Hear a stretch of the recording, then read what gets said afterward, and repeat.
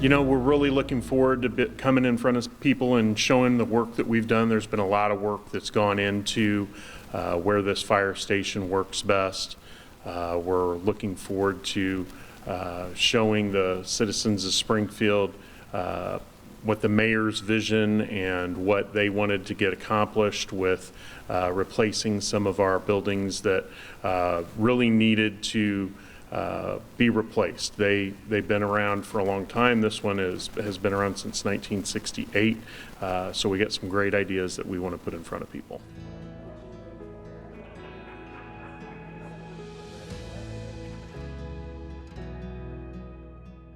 My name is Brandon Blau. I am Springfield's fire chief. We have been working on putting together a plan for 3 new stations in Springfield. Roy Mangan is from Arc Images. He is on the architecture team. We've been working hand in hand as far as making sure that this project goes smoothly. We think that at this point, this one is the farthest forward that we have with this. We have an opportunity. I know that Alderwoman Conley has gotten some feedback from some people in the neighborhood that wanted to have some questions answered and wanted us to show you where we were at on this. So we thought tonight, weather permitting, was going to be a good night to do that. So hopefully we can keep that away. But we'll go ahead and jump into this. And a lot of people ask why Station 8? And there's a lot of reasons, but as everybody knows, the continued expansion and growth on the west side, and now that growth is moving far and farther to the northwest side. We have a lot of new homes going in out in this area. We expect that to continue.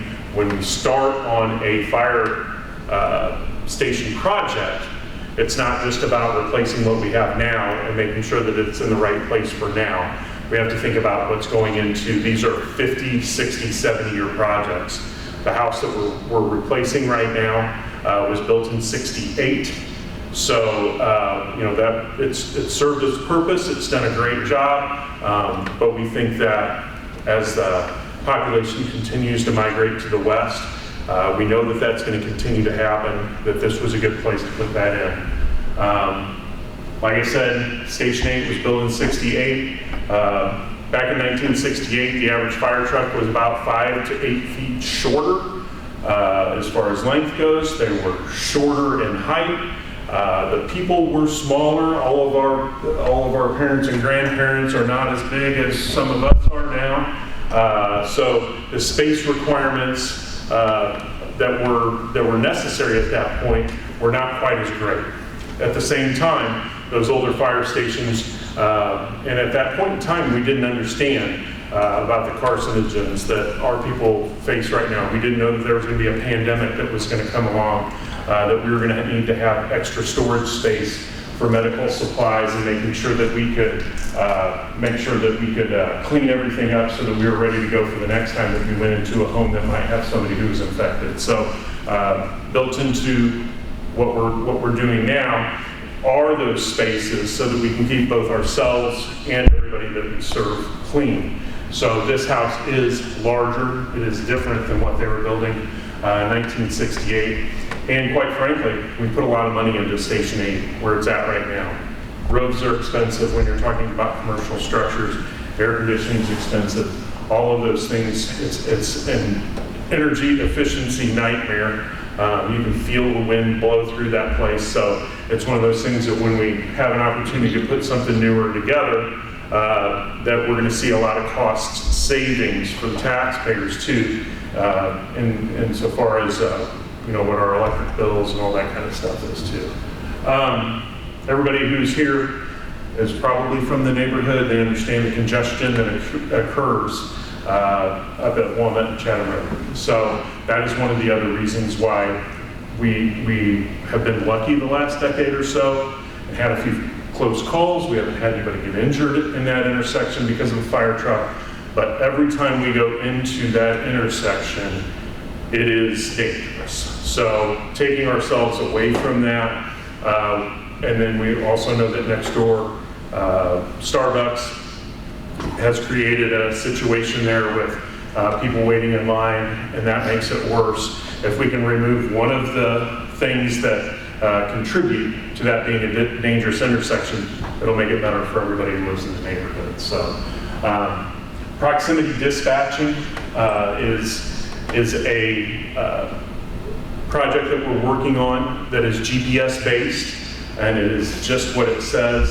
It will the computer will take a look at where the emergency is. All of our fire trucks have GPS on them. It will know by looking at the map which fire truck will get there faster. Not necessarily which one's closer, but which one will get there faster. It will take into account which roads it has to go down, whether or not it has to go around a strange way to get to something. So just because we're moving this firehouse further to the west doesn't mean that it would have been the fire station that would have sent a fire truck to you anyway. It may be faster for us to send one from over on Glenwood or on North Grand Avenue, or even down further on Chatham Road. So all of those things are coming into play at the same time. The proximity dispatching, though, is one of those things where, if you think that, you live in to the east of where Station 8 is now, that, well, they're right down the road from me, and if they move, then we're going to be farther away. And the argument that you're always going to get, well, we're going to be closer to somebody and farther away from somebody else with that. But you're still going to be covered in that 4-minute range, especially when that proximity dispatching comes into play. There's a couple of maps that we're going to put up here now, and I'll show you what I mean. This is the current area where we're at. You can see that this is Chatham Road, and that is West Monroe. And you can see that it comes out here.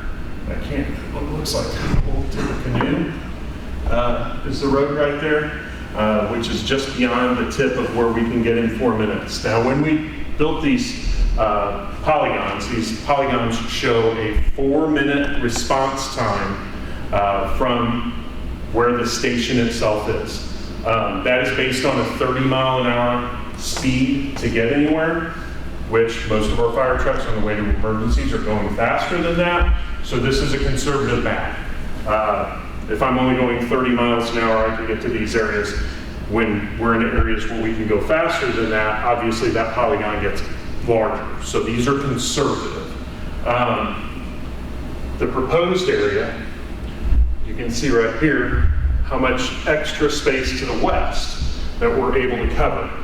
Now this space to the east from the new site is not going to be within the 4-minute response time from the new station, but as we show on the next slide, it is able to be covered by one of the other stations. So what we've been able to build into the response times in the city of Springfield, we've been lucky enough, is to have a little bit of overlapping coverage in almost all of the districts. So what happens is just inherently, you can see some areas that have all sorts of different colors here that overlap. That means that engine 7 and engine 3 and engine 8 can all get to that area within 4 minutes.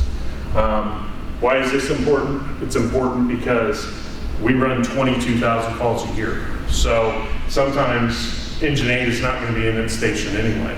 So you're going to get engine 3 or engine 7. But they're still going to be within that 4-minute response time. So that's what I wanted to show with this. This does a little bit better illustration of the red line is the 4-minute currently, but you can see that there's only one area up there. There's a little donut, and once again, that's if we were only going 30 miles an hour that we're not going to get to. So hopefully at some point that also will be included in that blue shaded areas too, as the population grows out to the northwest there.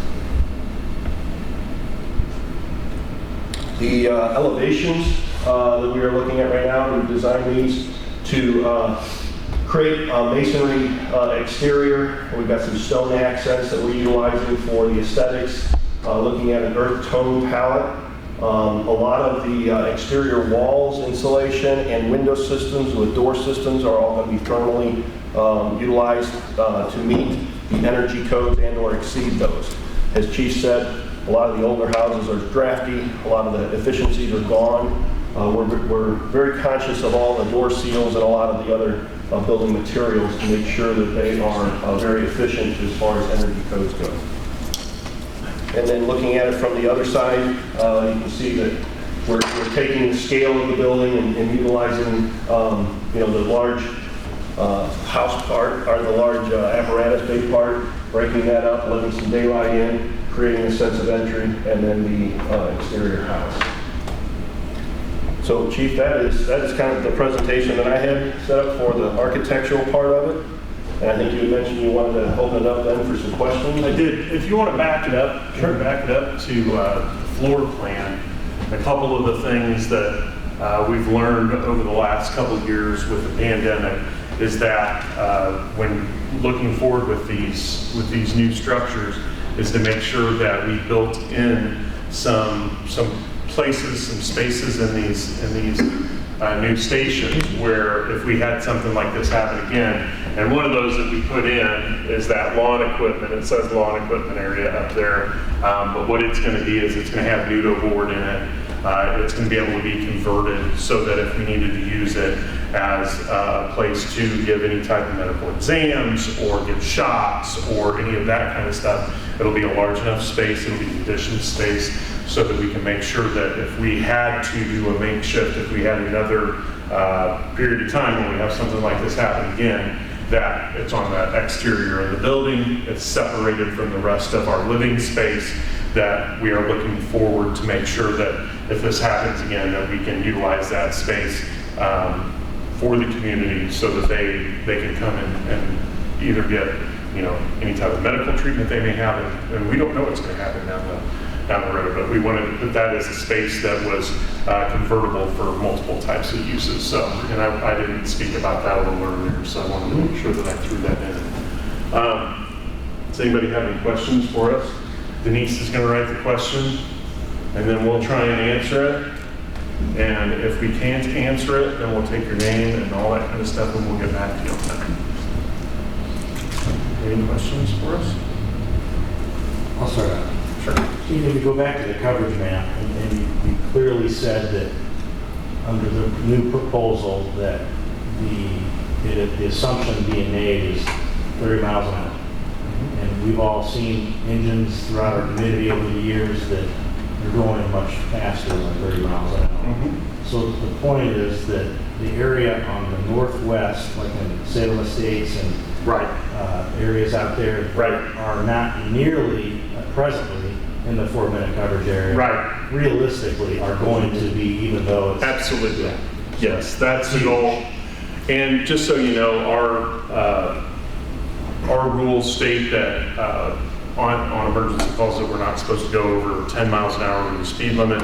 Obviously, when we get things in place, like the mayor and the fire department have worked together to get preemption in place, that helps as well because we're not having to stop at those intersections.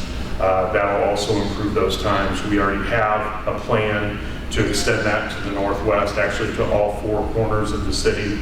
But the northwest was the next one. Actually, one of my deputy chiefs was up in Chicago today, learning more about that. So once we do that, we go way out. Dan, he's worked at 8 for a significant portion of time. We go miles out to the northwest, just because. Yeah, Salisbury is how far we sometimes respond. So.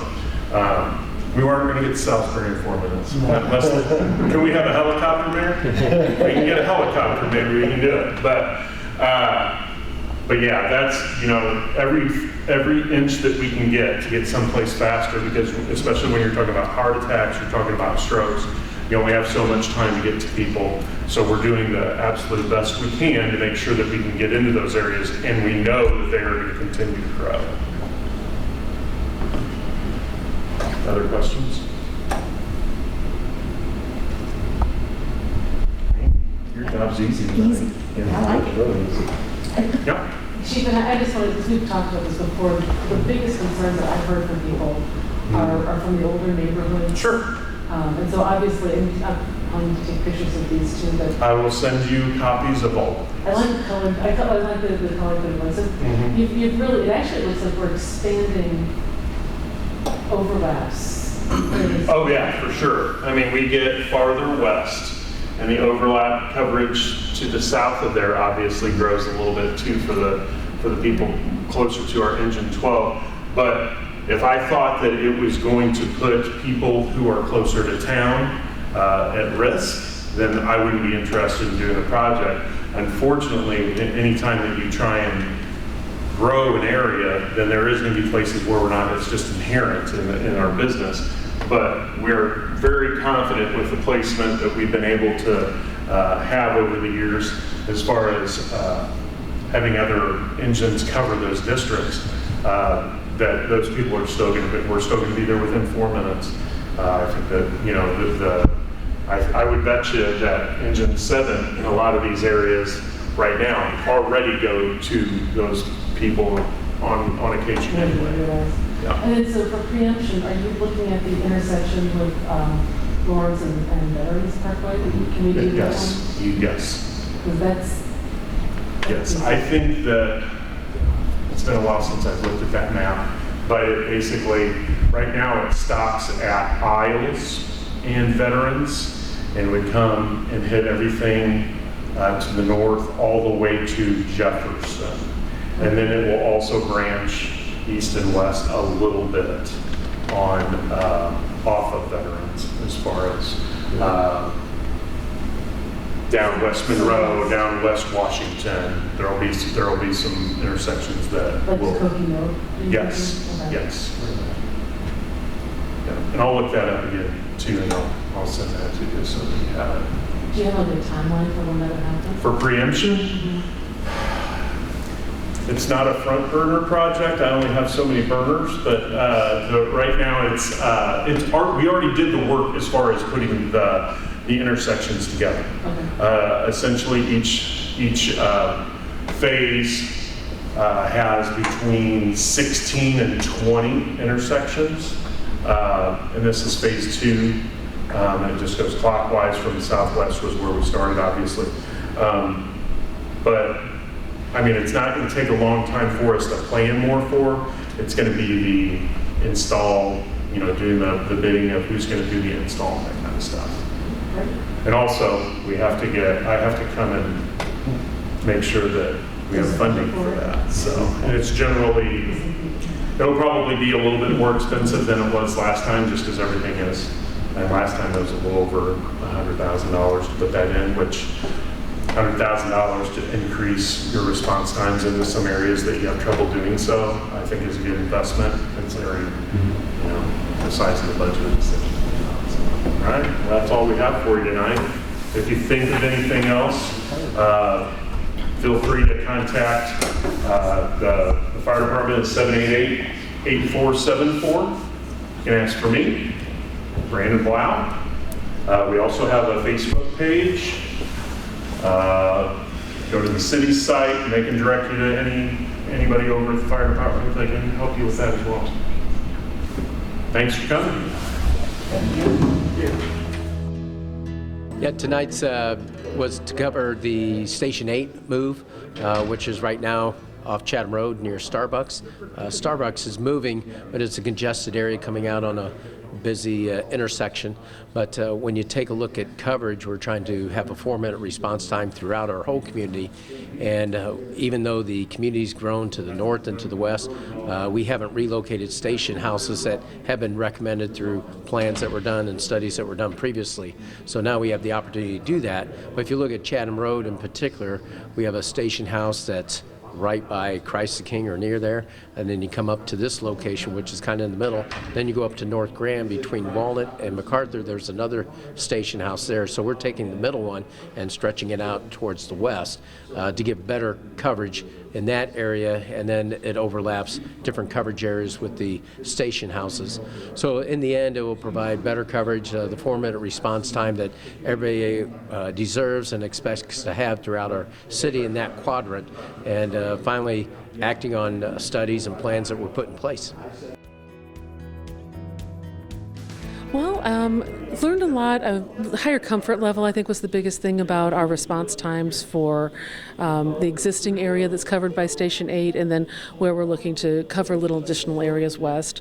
I've had people reach out to me, telling me, they love their local fire station. Station 8 is kind of, there's a lot of fondness for that station house, and so, people wanted to be sure that they would still be within the coverage area, that they could rely on that 4 minutes or less, because really that's what people in the city expect for a very critical service from the city. So, I think Chief did a really good job of explaining why we're doing this move, how people will still be covered. I really like that he went into more of the energy efficiencies that are going to be built into this building, and then pointing out, some of the changes, like having bunk rooms for our firefighters, because we know we're attracting more women into the department, and we'd like to continue to do that. And so I think this is just a really more forward-looking station, and I'm excited to see us move forward with this.